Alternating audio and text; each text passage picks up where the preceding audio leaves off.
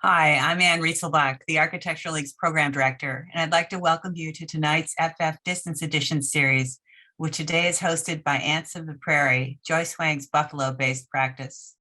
This is the second in this fall's reprise of the reinvented in-person studio-based members-only First Friday receptions, tours, and project reviews, which now feature virtual visits to design studios across North America.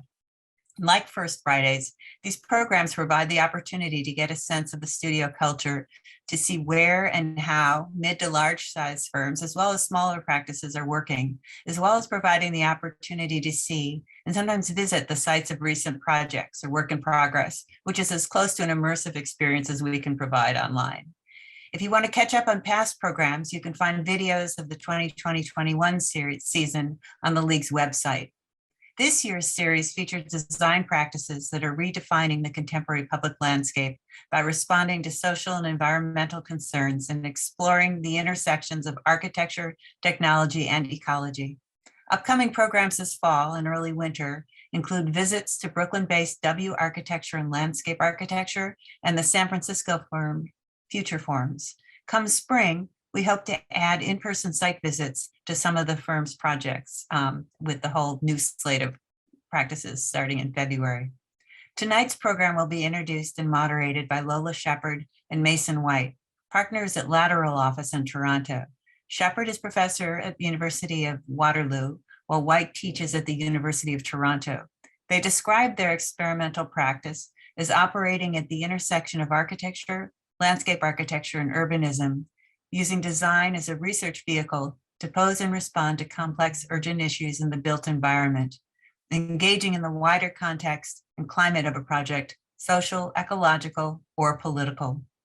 Their recent work focuses on design relationships between public realm, infrastructure, and the environment. And they too, like Joyce, and you'll see this during her presentation, have created an installation for New Middles, the theme of this year's exhibit Columbus installations, entitled This Appearance Is, and then blank with an underline. It experientially explores aspects of presence and disappearance by spurring visitors to actively address an intentionally incomplete framework holding opportunities to experience ambiguity of translucence and clarity of transparency. Following the presentation and Lola and Mason's conversation with Joyce, the discussion will be open to all attendees, at which point we hope you will turn your cameras back on, please, and but although keep them off during this presentation and keep your microphones off too.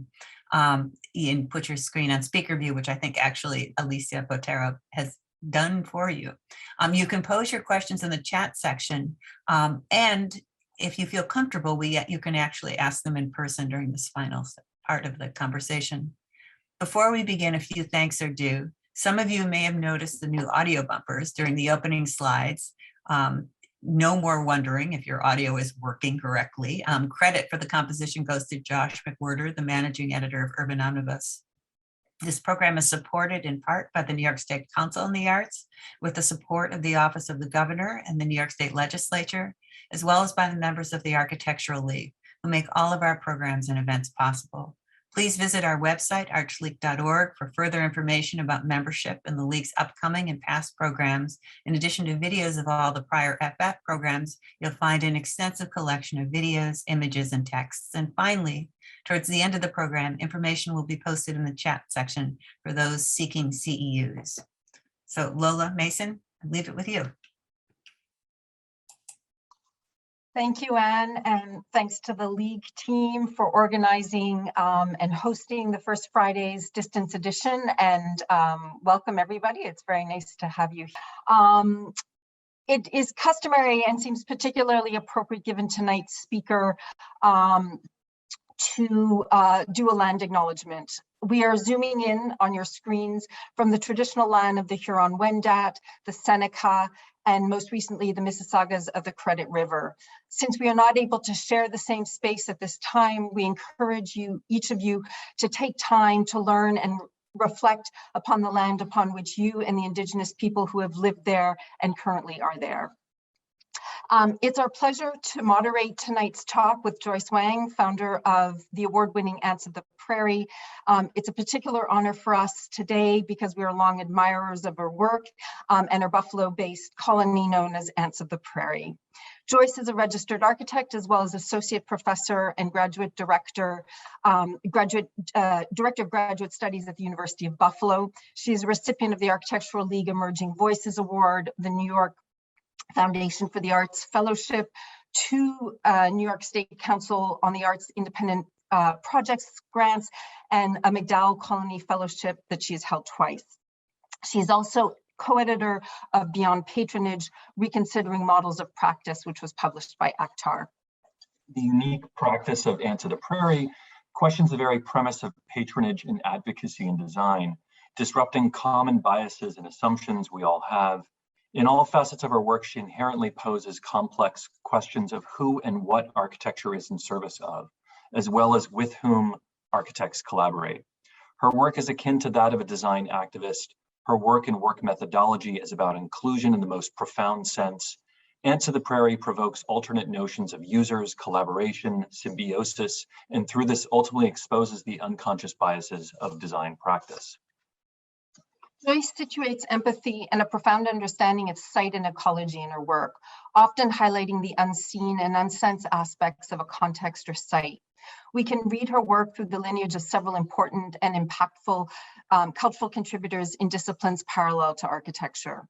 In her work, species and architects become equal agents and co-makers of the built and so-called natural environment.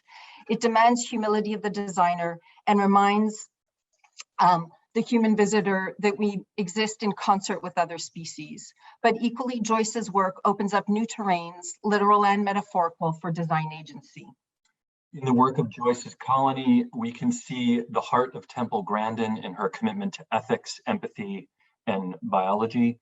We can see the mind of Donna Haraway and her ideas of companion species. And we can also see the curiosity of Jakob von Uexküll and his articulation of biosemantics related to the idea of Umwelt, or environment worlds of all species. We're delighted tonight to welcome Joyce to your screens wherever you are. Please, Joyce, welcome. Thank you, Mason and Lola, so much for that amazing introduction. And thank you to the Architectural League for inviting me to share our practice with all of you. And I'm really excited to see you all here.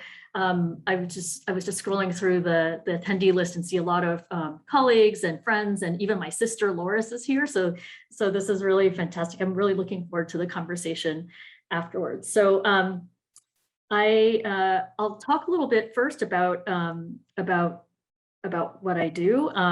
For over a decade, we've been developing projects that integrate conditions for urban wildlife into the design environment. And oftentimes, when I'm giving talks such as these, or even having random conversations, the question I always get is why, right? Like, why are you doing what you're doing? And how did you end up doing this? And so I'm really actually happy to have this chance to share a little bit behind the scenes for you to see some of the influences in shaping my practice. And I'm actually going to start this virtual visit with a look at where I live and work to give you a sense of the context in which we work in Buffalo, New York. So hang on a second while I share. I'm actually going to be sharing video through a kind of advanced part of Zoom. So once I start sharing this video, I will, I actually won't be able to see anyone. I guess I'm not seeing anyone right now, but I really won't be able to see anyone. I'm only going to be able to see myself or the video here. So hang on a second while I turn this on.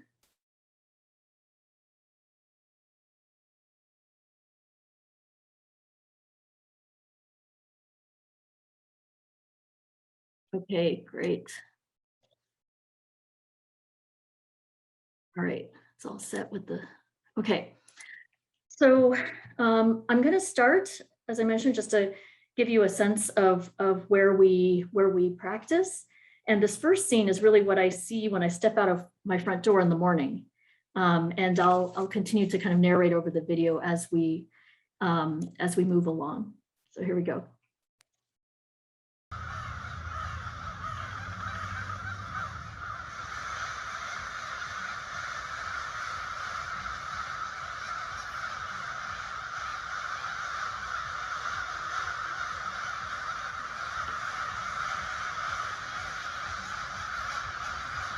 This was just taken a few weeks ago, or actually last week.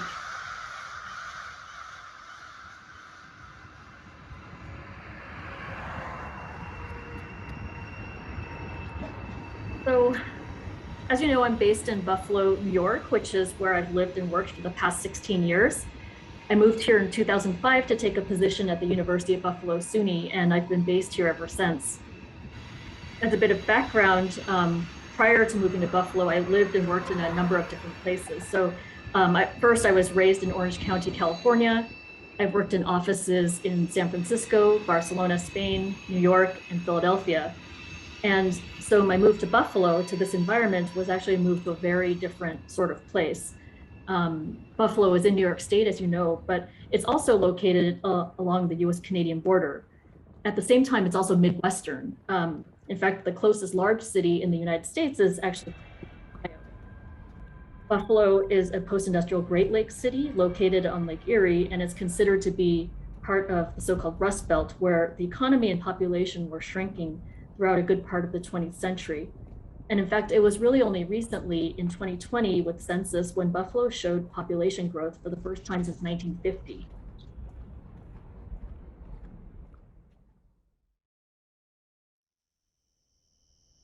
So even though I was interested in biology and architecture in graduate school and developed a thesis on animals and architecture, it was really this move to Buffalo that prompted me to dive further into my obsession with designing for non-human species. One of the things I noticed when I first moved here is that the city always seems to be full of urban wildlife in one way or another. And perhaps it's because, we're situated at the Niagara River, which is a major bird migration corridor, or it could be that there are a lot of environmental organizations in the area that focus on promoting and maintaining green infrastructure like the Olmsted Parkway system and other nature reserves in the region. But there are also conditions that of course come with less maintained urban areas, which we see a lot of here, especially in the city's underserved neighborhoods. And as we know, a lack of consistent maintenance often does lead to situations that accommodate wildlife habitat rather well, like what we're seeing in some of these images of scenes around Buffalo.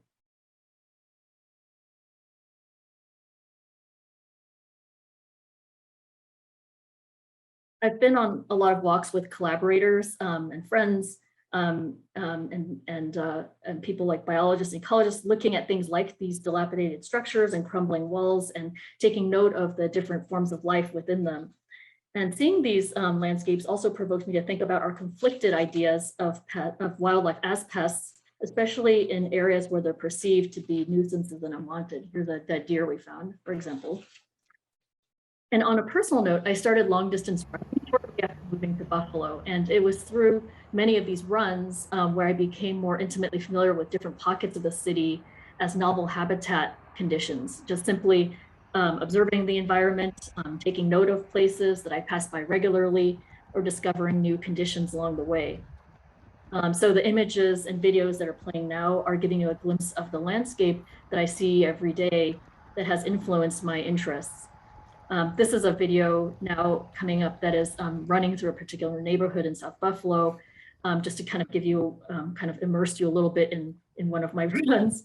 And coming up, well, on the right, this is the DLW corridor, which is going to be the new side of the Riverline project.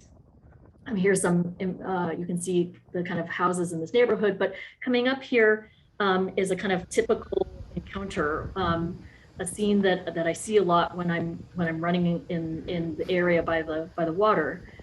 So I'll just let you watch this scene here unfold.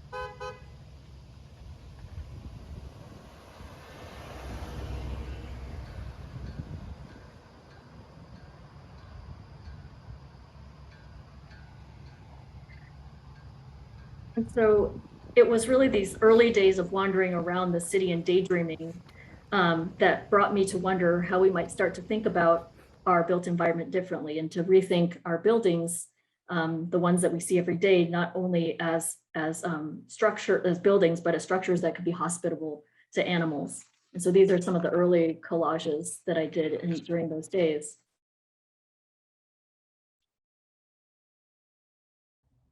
I set up Ants of the Prairie officially in 2010, really in the middle of developing Bat Tower, my first installation project, and also when I got licensed. Like many small practices, I work largely out of my home. Here's a current view of my my home office. Changes all the time, but this is what it looked like last week. And of course, a big part of my practice is also tied directly to the work that I do, both in research and teaching at the school, and of course the resources that I have there. And this is the School of Architecture and Planning. Like with many full-time faculty members, the university context has been really critical to how my work has evolved over time.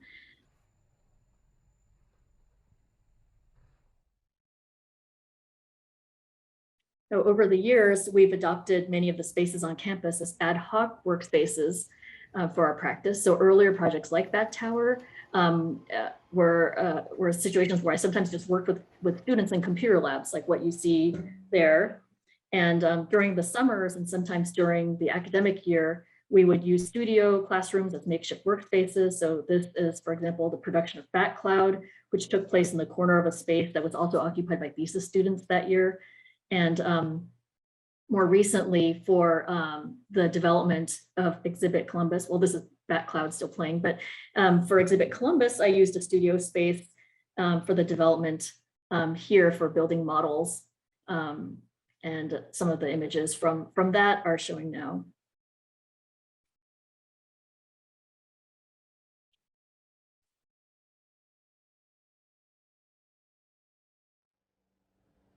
So the School of Architecture and Planning's material and method shop has also been a huge part of my design practice as well. I would say that practically every built project by Ants of the Prairie has used the school shop extensively.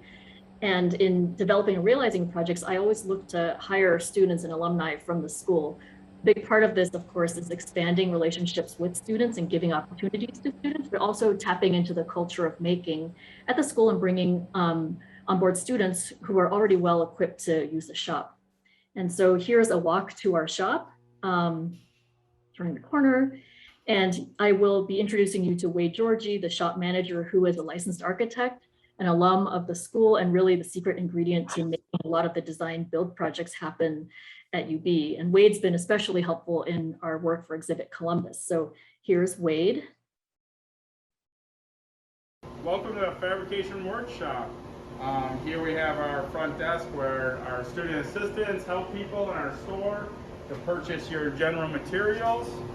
After signing in and putting on all your safety gear, you come into the main high bay space where we encourage everybody to do their thinking, planning, and assembly. So you lay everything out in here and only take it in the machine rooms to make your cuts. In the back, we have our metal fabrication facility, in which we have a metal lathe, vertical mill, welders for welding steel, stainless steel, and aluminum, sheet metal, working equipment, sanders. On the other side, we have a CNC plasma cutter, so you can cut out of AutoCAD or any files. Next to it is a sawmill for our logging class that Chris Romano runs, where they go out, chop down their own trees, and bring them in and saw them up. The main machine room, this way.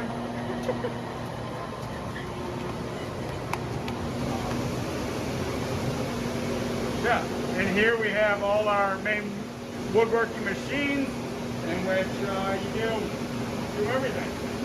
And we have multiples of most machines, so there's hardly any weight.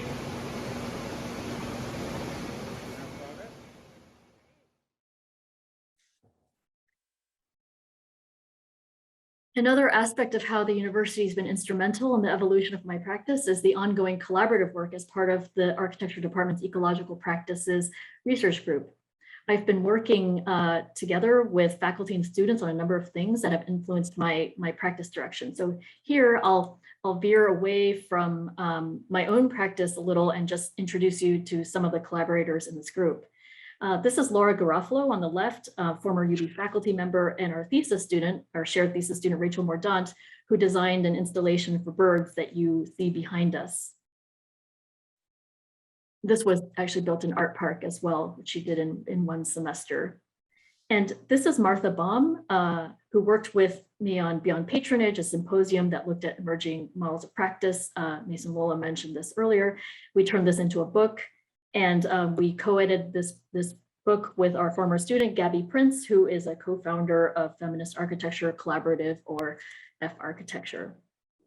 And here we see Nick Rakovich, my colleague, and I working on outfitting a bike with some environmental recorders, which is the start of a kind of fun side project.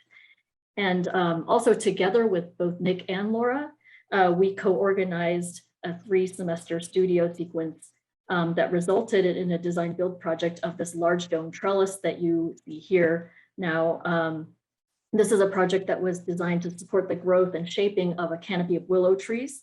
The intention is to help regenerate a degraded post-industrial landscape in a site that we know as Silo City.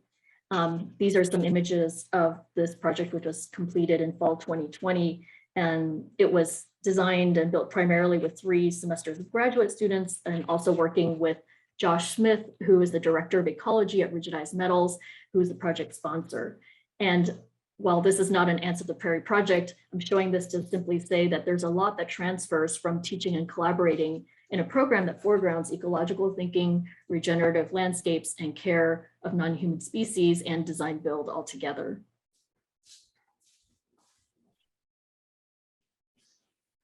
Now, as much as Buffalo has influenced our work, both in terms of the city and the university, my practice has been largely shaped by the migratory nature of the collaborations that I take on. For example, I've been involved in a number of projects with Cities Living Laboratory, a nonprofit arts organization founded by Mary Miss, the land artist, who commissioned me to work with Ellen Driscoll, a New York City-based artist, on a project for Art Park in Lewiston. And so this installation, which is titled Bower, is basically a series of fragments in the landscape which have bird nesting boxes at the top and hold custom-made glass windows with drawings by Ellen to bring attention to local birds and plants, as well as the danger of bird glass collision. And this is a project I worked on actually while traveling back and forth between Cambridge, Massachusetts, and New York, since I was in sabbatical that semester. More recently, I began working in partnership with Nerea Feliz, an Austin, Texas-based architect, and together we work under the name of Double Happiness. A couple of years ago, we worked together on a project in Madrid, Spain, which first involved collaborating between Buffalo and Austin, and later we ended up in Spain for part of the summer to complete the project. And so in these scenes that you're seeing here, we see Nerea here, but also my production assistants, Sarah Zivsko and Zach Fields, who are UB alums. And this is a proposal for a series of urban furnishings and planting beds for pollinator gardens designed for Matadero, Madrid. The whole project was curated by Ellie, a Madrid-based architecture office. And the name of this project that you're seeing is called Hidden in Plain Sight. Along the same lines, thinking about the dispersed nature of our practice, artist residencies have been especially productive places for me. As one example, in 2017, I spent part of the summer in Canberra, Australia, where I'd accepted a residency at the Australian National University School of Art and Design. And it was through this experience where one of our more recent projects emerged. So you're seeing here now Life Support, which is a vertical habitat installation that was designed using an entire 400-year-old yellow box eucalyptus tree that was slated to be removed from a residential neighborhood in the city. And as a bit of backstory, prior to the residency, I'd been involved in conversations with 2 Canberra-based researchers. Mitchell Whitelaw, the fellow you see on the right, is a digital designer who's interested in mapping ecological conditions. And here he is sort of doing photogrammetry of this tree. And Darren LaRue, who you see here, is an ecologist who works for Australia's Department of Parks and Conservation, whose research looks at the ecological value of large old trees and how they enhance biodiversity. And these two would eventually become my primary collaborators in this project. We even developed this diagram and wrote a paper about our collaboration. But even before this residency, I had already started working on some ideas to incorporate large trees into an installation project, which I initially developed at another wonderful residency called Blue Mountain Center. And these are some of these early images.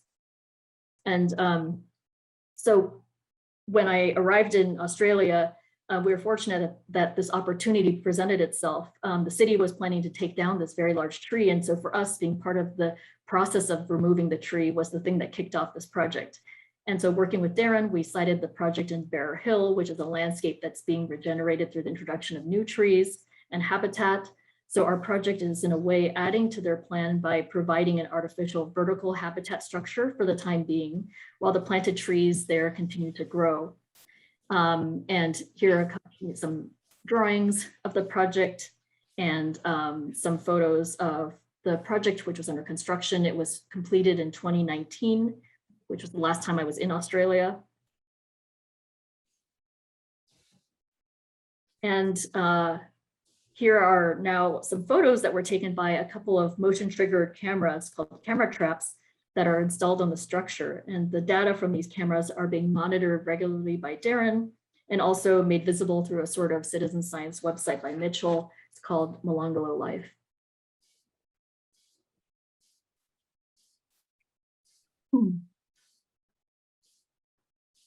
So now I'm going to be bringing you to McDowell. And hopefully you can hear sounds here. I'm going to turn up the sound. This is an artist residency located in New Hampshire. It was in 2011 and 2016, and it's a place that's played a very important role for developing my work.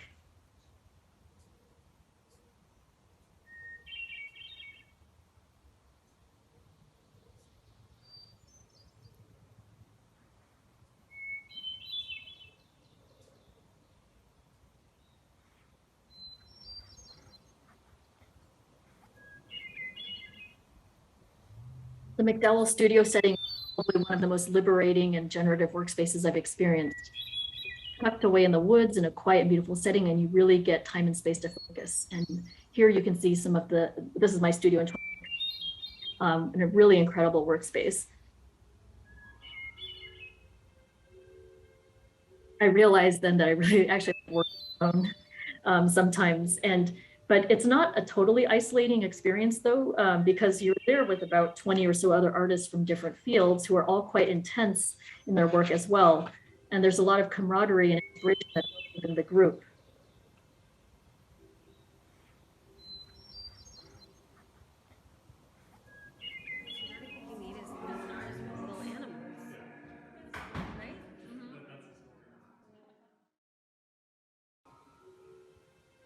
But in a situation like McDowell, where there's no internet connection in your studio, limited cell phone service, no laser cutters or 3D printers, no machinery, and no direct collaborators, I found myself really able to wander and dream through my work. Most of my thinking there actually took shape through physical modeling. As you can see here, I'm just scrolling through a number of images of my studio and the kind of sort of work that was happening during that time as I was mulling over ideas. While I was in residence, I spent a lot of time observing my surroundings and wandering through the woods and looking closely where I would see glimpses of animals. Here are some scenes from my regular walk through the woods.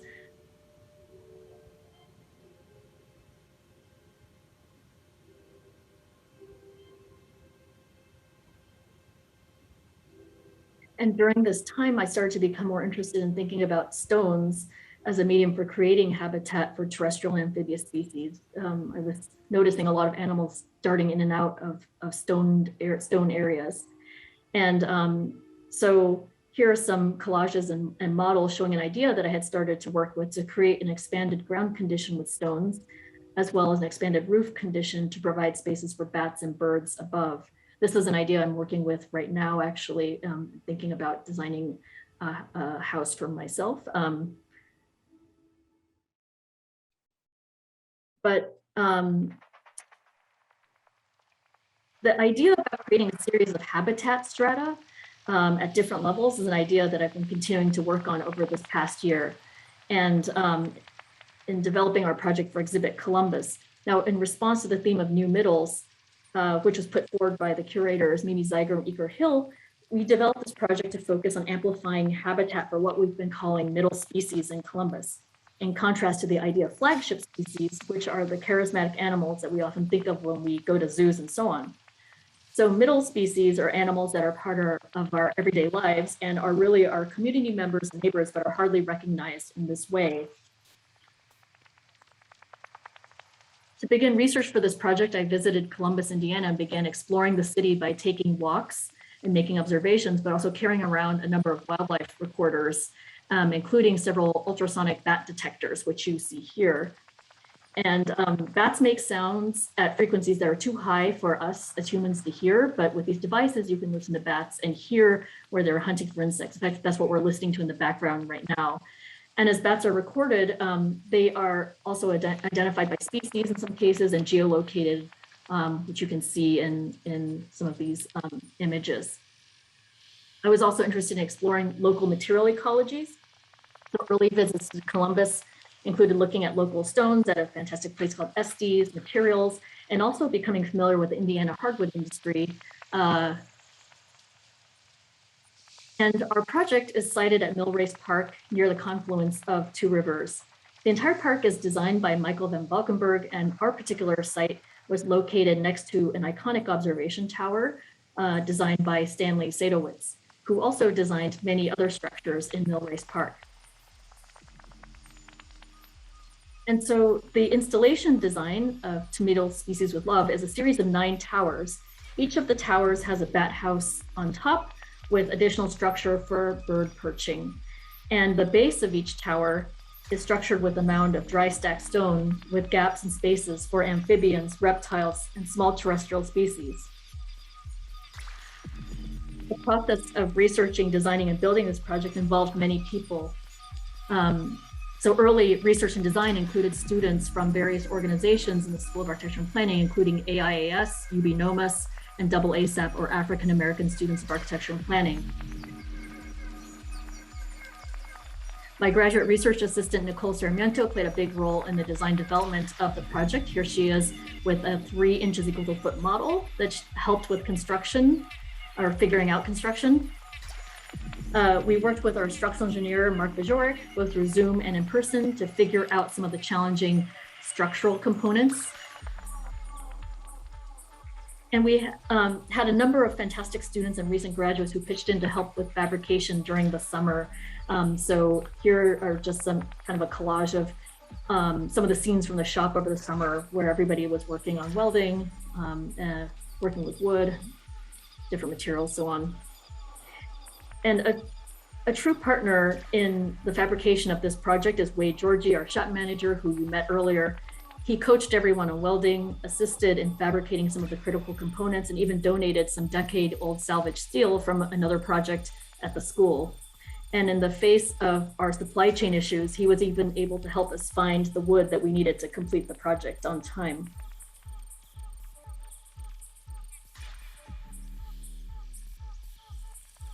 We spent 3 weeks in Columbus, Indiana, installing the project this past August. Here's our Airbnb group. And the core group of students who worked on both fabrication and installing are Nicole Sarmiento, Shavin Doe, and Bethany Greenaway. Several faculty colleagues from the school joined to help out as well, including Gregory Delaney on the right, who also taught a seminar that linked with my graduate studio for students to explore Columbus. And other faculty and friends who helped out on site were Albert Chow and Lisa Ramsberg on the left, and John Pipkin.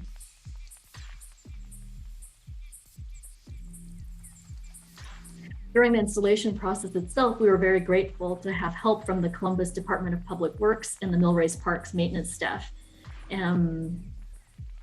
These guys were fantastic.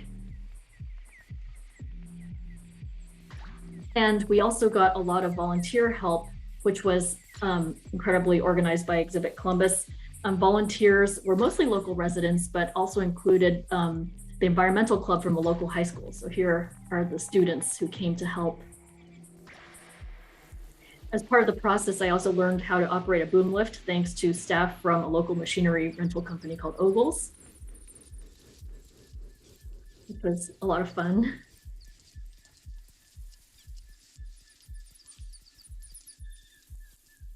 And an exciting collaboration that we started in this process was with the Indiana Department of Natural Resources, who loaned us a number of bat echolocation detectors, which we've deployed on the project.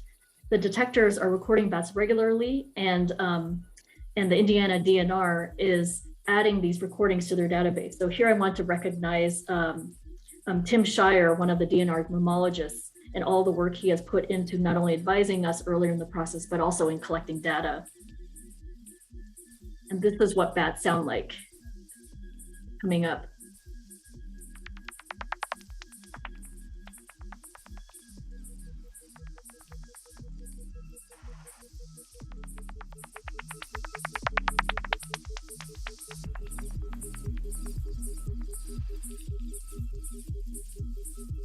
In addition, we formed another collaboration with sound artists, Sean Cheeky and Inokio, or Zach Williams, who are taking the ultrasonic bat recordings and creating soundtracks by digitally processing bat sounds.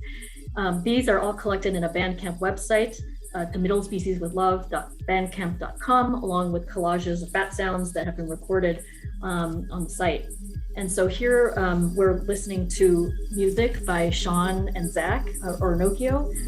What you've been hearing now is basically by Sean Cheeky, and the song that's coming up soon is by Inokio. And I'll sort of let this play out to kind of finish my part of the presentation with a number of videos showing some of the work on site.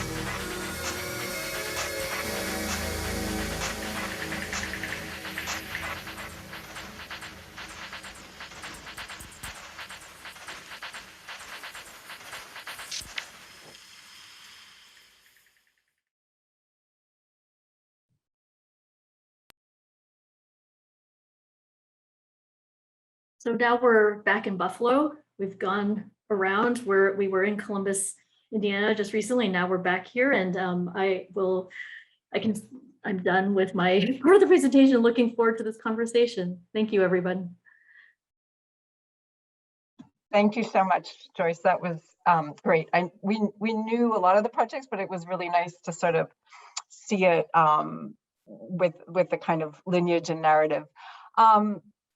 I guess maybe one first question is, I'm curious to hear a bit more how you work with, ecologists or animal species specialists. Like, does it begin with you observing a phenomena and positing a kind of question, and then you seek out, the sort of relevant people, or are they sometimes coming to you and with an issue or a kind of observation? But yeah, I guess if you could flesh out a bit more how those collaborations work, that would be really interesting.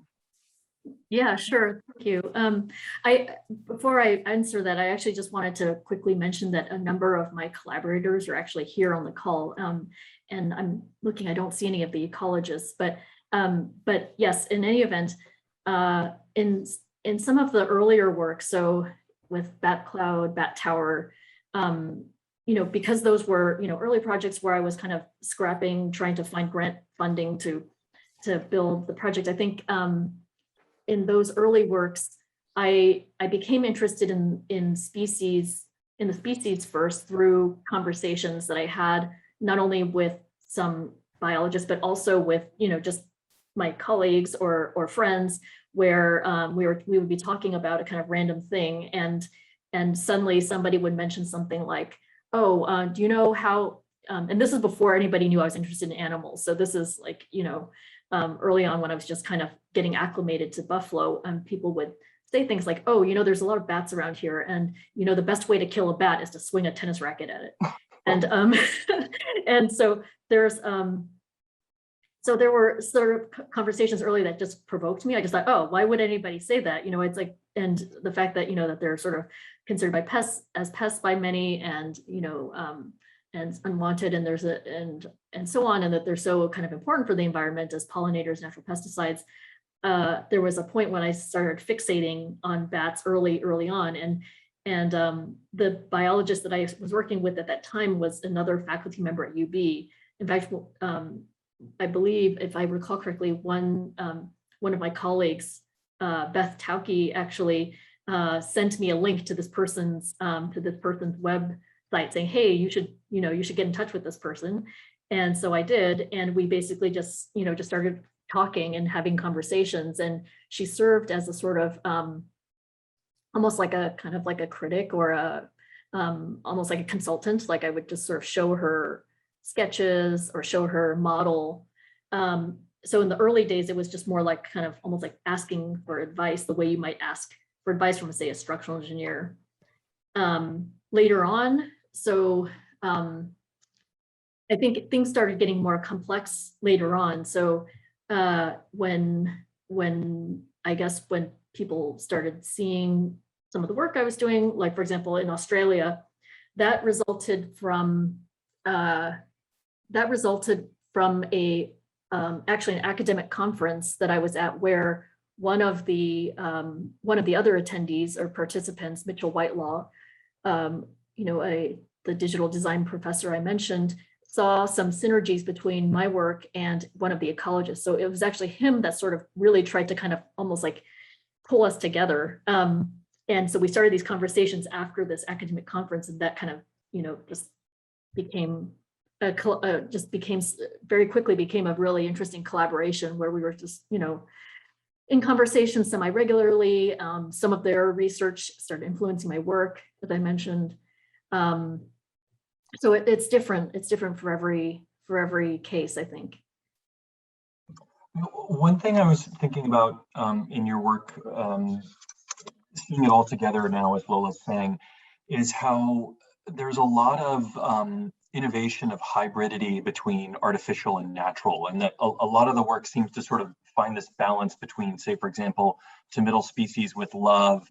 It involved, it looks like, a very elaborate rock gathering system, as well as like a machining system. And so these sort of combinations of maybe different parts of the creative mind, or different parts of the kind of intuitive mind, like one on the machining and sort of planing down wood and, welding steel, but then, rock stacking and trying to find the right balance and stringing cables over things.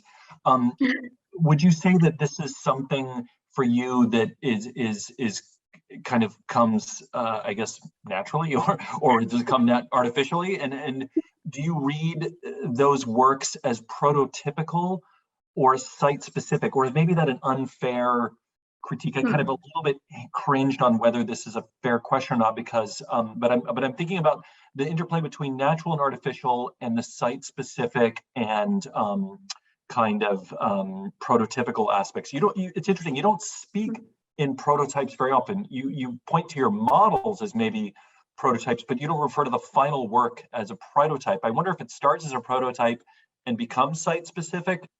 I wonder what your thoughts would be on that. Yeah, that's a really good and kind of complex question. I mean, I guess like when I first start designing, I do think of these, especially installations, I think of them as prototypes, but I think of them as almost explorations for ways that we can consider, say, the way that we can consider, say, putting together materials or material ecology in thinking about ecological accommodating and addressing ecological situations. But I think as things move along, it's hard to say, because I think that site specificity is an interesting question. I haven't actually, I'm thinking about it, not very many of my projects have started with site, which is really interesting. Oftentimes I'll start thinking about something as an idea, and then at some point site will come along, or I might be in something like, for example, with Exhibit Columbus, I thought originally, as you two know as well, there was this whole kind of, trying to figure out what site we're going to have and stuff. And there was one point when I really wanted to do something by North Christian Church. So I was thinking about that a lot. And so, so you're thinking about, certain things, but then at some point, another site comes along and you start kind of focusing on aspects of the project that resonate with that site, so that there's a kind of like almost like an intersection at some point. But I don't know if this is answering your question either. Well, yeah, I mean, you're basically conveying that it's a sort of sliding bar between the two. But I mean, the products certainly, they look transferable and they look themselves adaptable, which I think sort of taps into the spirit of what it is they are. Like, in fact, you're sort of inviting, I mean, like, in a way, your most recent work, the To Middle Species with Love, it does really read like a letter, an invitation letter to others. And I think that idea of is sort of inviting others in to take it over, to own it, to I think is really powerful to the discipline broadly, beyond animals and beyond other species, whether they're middle or not. I think this idea of inviting others in is quite transferable, and would be a prototype that one could scale up and scale down and make more urban and make less urban. I think that I see that as going beyond site specificity.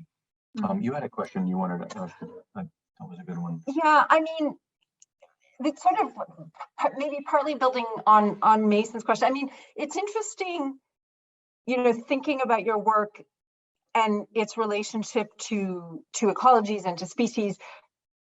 One could imagine that you would have veered into, let's say, something more like landscape architecture or landscape interventions that are much more kind of landscape-ish. And yet, as Mason's asking his question, like, what's interesting is you're very resolutely in somewhere between the prototype and architecture. And so I guess one thing I was thinking about is, like, how do you see the work as like serving first and foremost species, that they are your kind of client, and that success is measured if they inhabit as you expect or perhaps as you don't expect?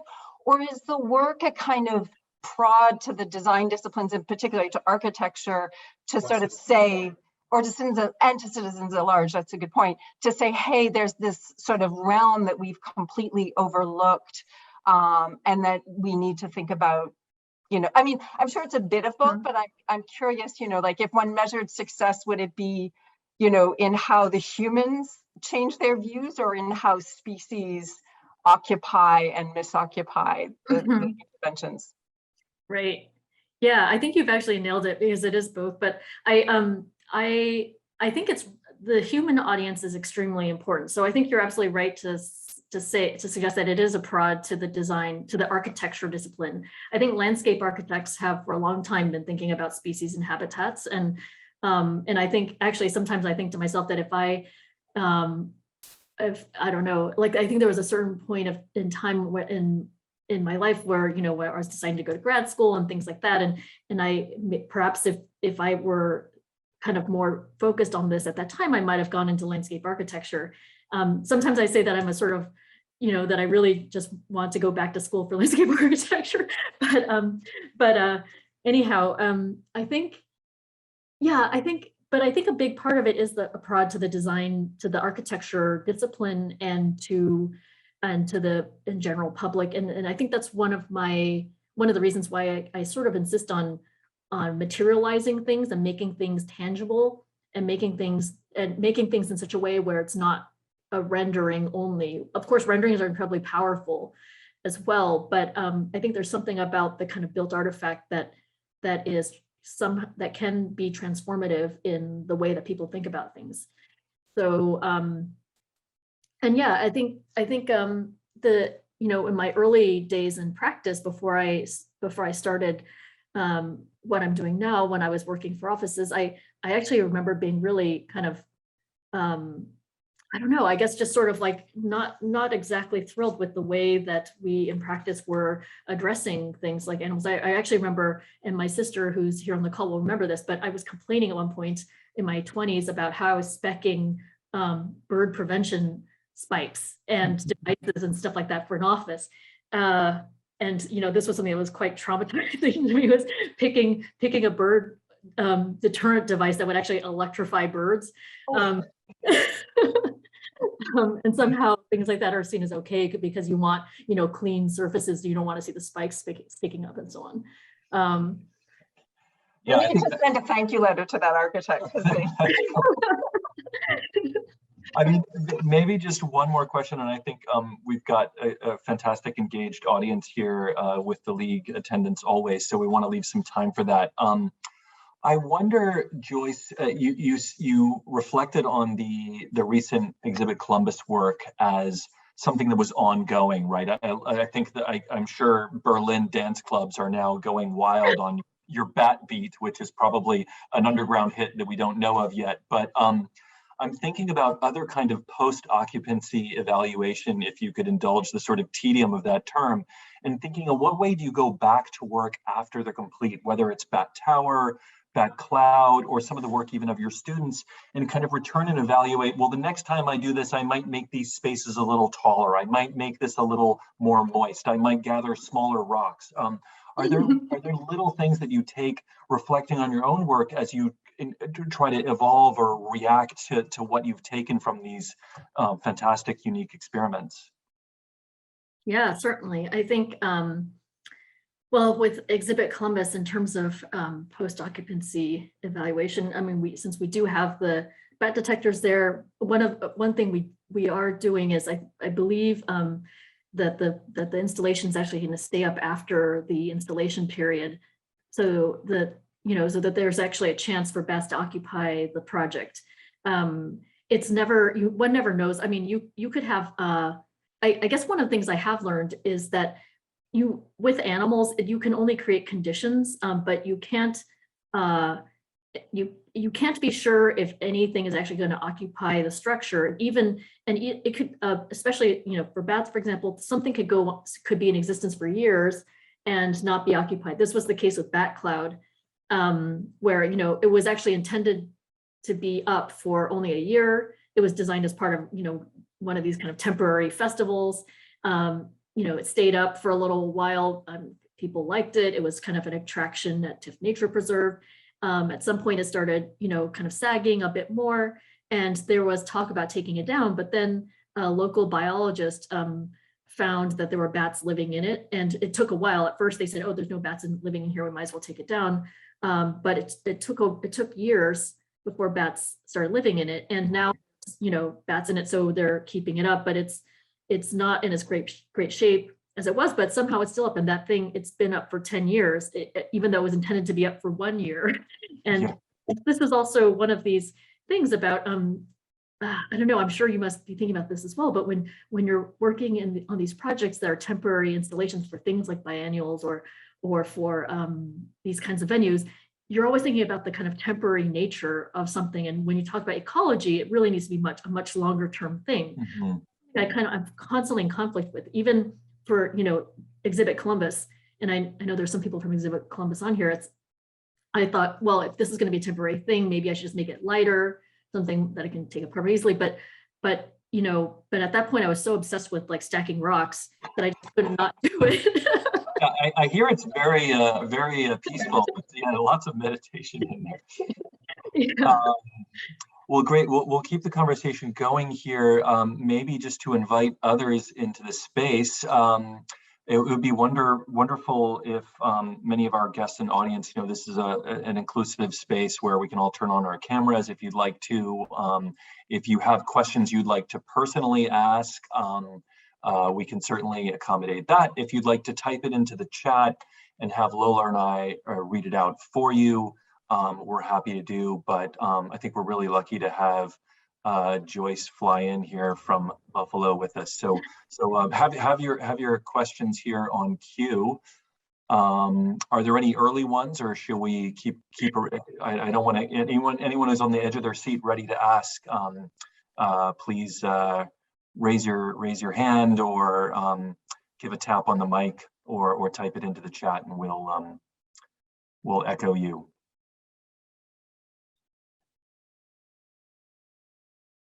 And maybe just while those are gathering their thoughts a little bit more, maybe one more question for you, a softball question for you, Joyce. What are you working on right now? I hear you've got some an interesting project, maybe even near and dear in Buffalo itself, that you're in an early stages on. Do you want to preview an oral version of this project to us tonight? Sure. Well, it's at very early stages right now. I've purchased a vacant piece of property in Buffalo, and I am starting to think about, some of these ideas that I was working with at McDowell, and thinking about making this a kind of demonstration building, but at the same time, a kind of house and studio for myself. Buffalo is changing rapidly these days. Some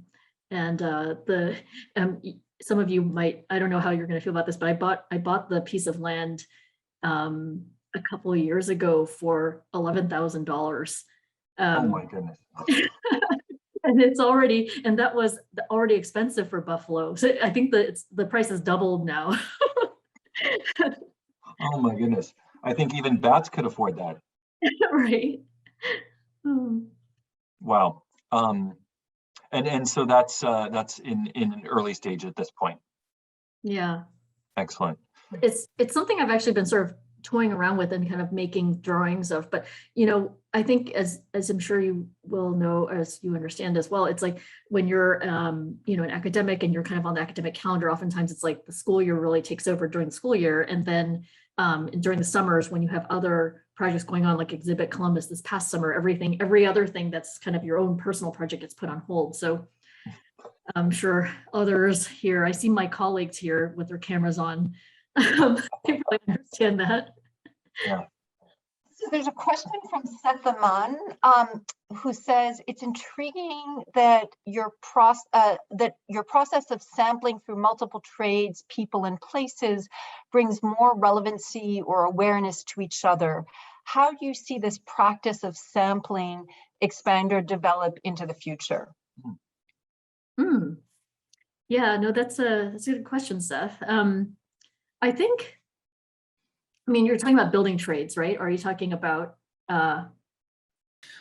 Joyce, I think actually it was really intriguing that you even there were DJs that you've incorporated. It wasn't just building, students, professionals, yourself, but also now music and animals. I think all this is really intriguing. How you're blurring boundaries of professions. And so I'm curious how you might see this expanding into the future. I mean, I was going to add a question about this house that I heard a mention of, which you kind of talked about just now, but even in future projects, I'm just curious how you might see this develop. Is like your new record label coming out? No, so just to let you all know, it's not my music. I'm not like a musician. So yeah, so Seth is actually one of my colleagues here at UB, and the music that you heard on the call is, or on the video, is by Sean Cheeky, who is also actually one of my former students, but now a musician, sound artist, and Onokio or Zach Williams. And those two have been collaborating with me on this. So I myself don't really know how to, I mean, aside from playing the piano and flute earlier on in life, like I don't consider myself a musician by any means.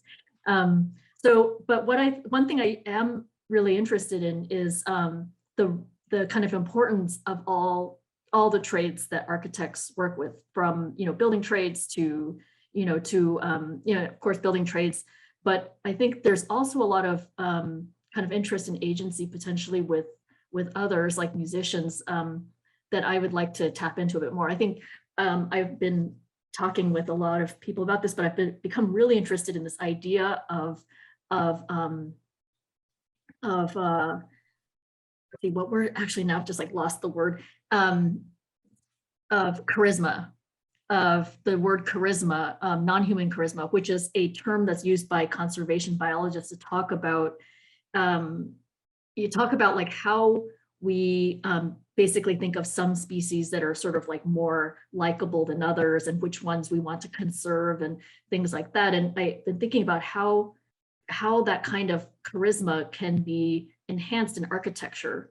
So can we do something like, sort of take things that we build and sort of open it up to other fields, or to audiences that might not be as interested in the built thing, but are interested in some of the kind of products that come out of it, or some of the resonances that might come out of it. So I think this is something I've also, when thinking about trades, I'm also thinking about, other fields and, and practices, like art practices and writers. So for example, in the images that I showed of my colleague and I, Nick Rakovich, working on putting recorders on a bike, we're actually working with a novelist who was riding that bike across Europe, basically recording sounds of the environment and collecting information about birds and stuff. So anyway, so I think tapping into many disciplines is really important. Yeah, but yeah. I mean, I think even the term sample is quite powerful, both, of course, acoustically, musically, but it's true. There is a kind of like sampling that is happening both across your sort of conversations with your collaborators, and it's such a powerful way of working. I know that the discipline and practice has been really sort of introspective about spaces of inclusion and making space for collaboration. I think clearly Ants of the Prairie, I think our play on the word colony for you, I think, is sort of apt, because I think it really does sort of, one kind of probably, as one graduates from Ants of the Prairie, you become a sort of like colony member, right? You become, I mean, maybe the first time that drone sounds like a good thing, but you could become a kind of drone involved in that collaborative process where you're a contributing member, right? You're a modest contributing member to this thing that will emerge from it. There's another question from Tim Baird, who's curious if the influx of wildlife into cities during the pandemic has impacted your practice or the outlook of your practice, and have any commissions been involved that maybe during the pandemic time that would have been unique during that condition? Interestingly, during the pandemic, every other city seemed to have this kind of influx of wildlife, but because of the way Buffalo is, and, it's a city that was built for 1 million. And right now there's under 300,000, although I'm not 100% sure what the exact number is from the last census. It is growing slightly for the first time since 1950, but because of the kind of relative emptiness of many parts of the city, there, as I mentioned earlier on, there is a lot of wildlife. So I actually, during the pandemic, didn't see a whole lot more than before. I don't know if some of the Buffalo colleagues remember that, but I mean, I go running a lot, and there's always been wildlife around. And so in terms of commissions, I feel like a lot of the, no, I mean, it hasn't led to any new commissions in Buffalo. I am starting a new, it's not so much a commission, it's more of like a research project, but it's much more global. I find that the interest that our practice gets is really from the outside, interestingly. This is something I can't really talk about right now because it's still being, still kind of being developed, but I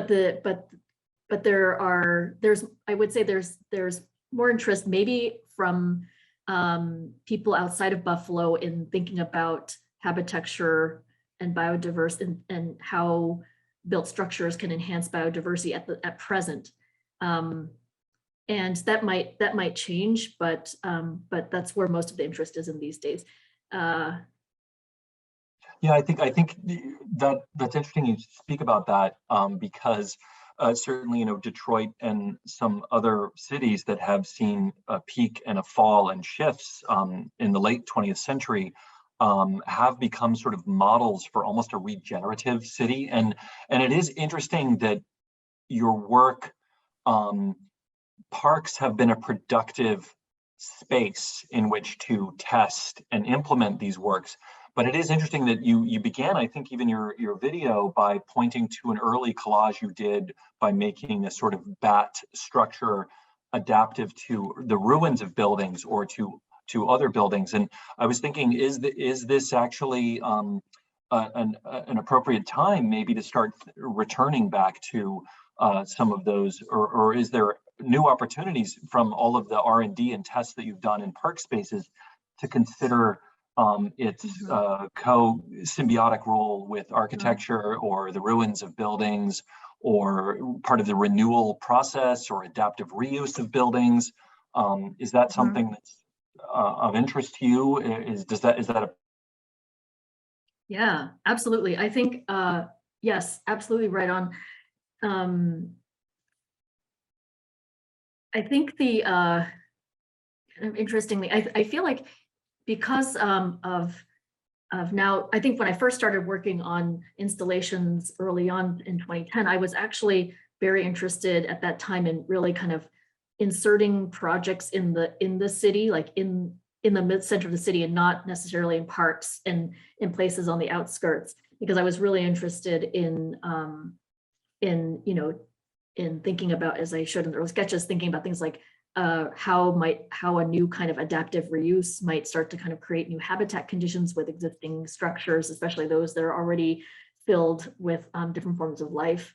But early on, I actually initially wanted to, and this goes back to the question of site as well. I had designed that tower and had as a prototype and wanted to insert it in a site in the middle of Buffalo, but there was actually some interest from some nonprofit organizations in the city, but at a certain point, they actually said, no, we can't do this because we're going to get pushback from the community if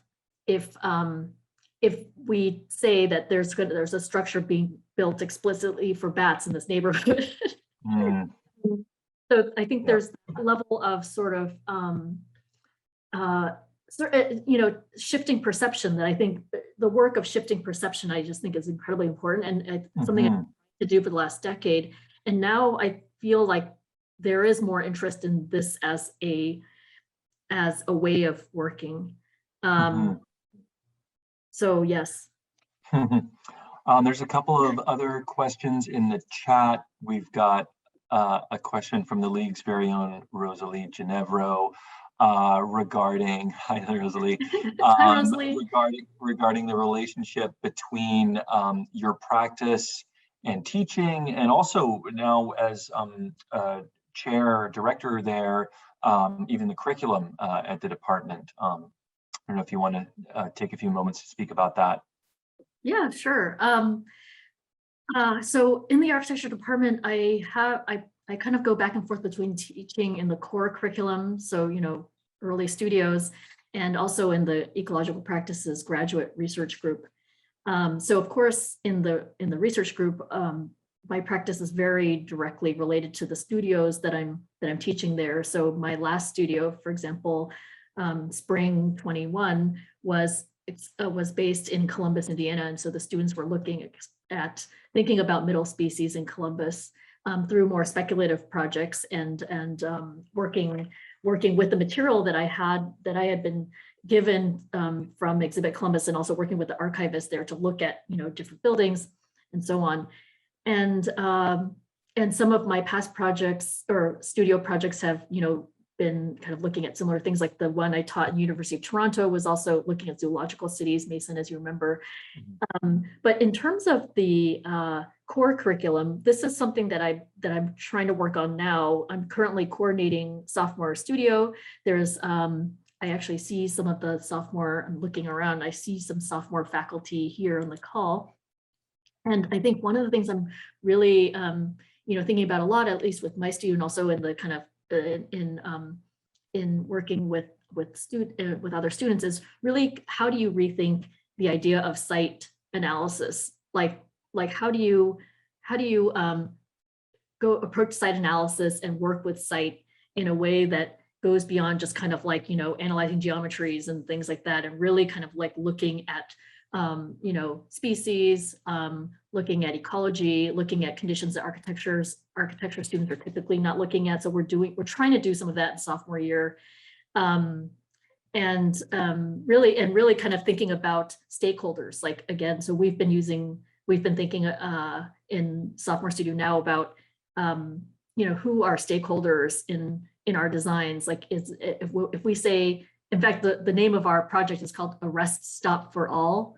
And so we're having the students kind of question what's meant by the word all. Like, if you say all, who are you excluding, and who or what are you excluding, and how might you start to incorporate them into the way that we consider the built environment?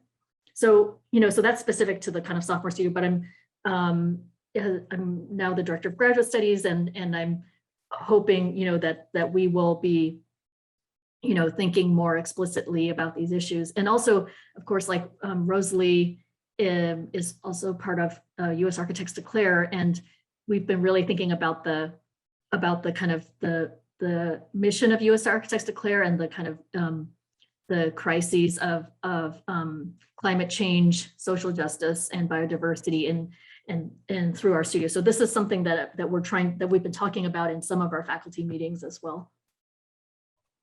Maybe that your kind of comment about sort of rethinking site it ties nicely to, there's a question from Bruce Rosen.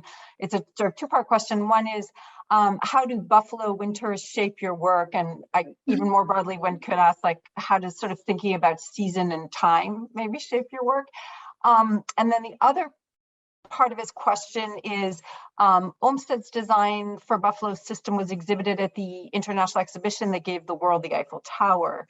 Because the municipality's streetscapes was the first to be electrically illuminated, Buffalo was given the same nickname as Paris, City of Light. So actually, I guess that's an observation, sorry. But yeah, I think this question of like seasons and time, if you wanted to talk about that, that's really interesting. Yeah. No, it's so interesting because I'm from California, from Southern California, where we really just don't have seasons. And so when I moved to the East Coast to the East for college, I became very aware of, just the differences in the seasons, like not in all senses, right? And I think this certainly has a big impact in the way I think about the built environment in Buffalo. There's lots of, I think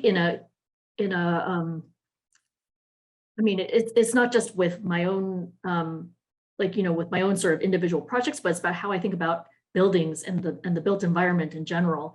Of course, I have become much more attuned to observing animals because of, what they do in different seasons, like with the bird migration season, with the crows that I showed in the beginning, like that's something that comes in the fall when you hear the crows very loudly. There's so there's a lot of attention to that, but there's also a lot of attention to just how buildings are built. And it's very rough here in terms of, just thinking about things like wind load, calculating lateral forces. We're working with things like, 90 miles per hour wind load on structures, and thinking about snow load, thinking about just making something, out of material that lasts. Maybe this is why I'm also obsessed with stone. But, really kind of looking at the integrity of material and not just making something that will sort of fly away, I suppose. But I think that type of, I guess, material logic has become much more kind of ingrained in the way that I think about building. I mean, even in, maintaining houses, that I like, I didn't know what an ice dam was before I moved here. And I'm not sure how many people here know what that is either, but, just being aware of things like, how thermal environments change things drastically, things like that. Mm-hmm. I mean, we're in Canada. We invented the ice dam, so maybe an entertaining question for you, Joyce. Do you have any pets? Right now, no. Unfortunately, I wish I did. But when I was much younger, which Loris will remember, my sister, we had a family dog named Pupcake. Pupcake. Nice. But I wish I don't have pets now. I guess you have the city. You have the city pets. Right. They know your name. They're like, she's the jogging lady that comes every day. The Pied Piper has arrived. She will lead us to the promised land. She will lead us there. We've got a couple of other questions. Would anyone like to ask any questions with your voice? You've got lots of fan mail in the chat.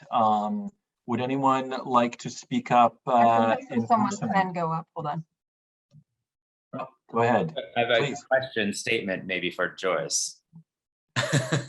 Yes, what? So, Joyce, I've always been really inspired by the book that you wrote with others, the Beyond Patronage, because I think it's incredibly important for students to see, or others honestly, to see and feel that you can create the world you want to see or feel, right? And I think some of the work, or a lot of the work you do, is really tangible for those in the university setting, and that you really pull them in and engage them in these different projects. And just as recently, a couple days ago, a UB architecture grad is now the mayor of a local city or a local township. And so, the pluralistic attitude that someone like you brings to, I think, a younger generation is really important to understand that this is not there's not a strict architectural path, right?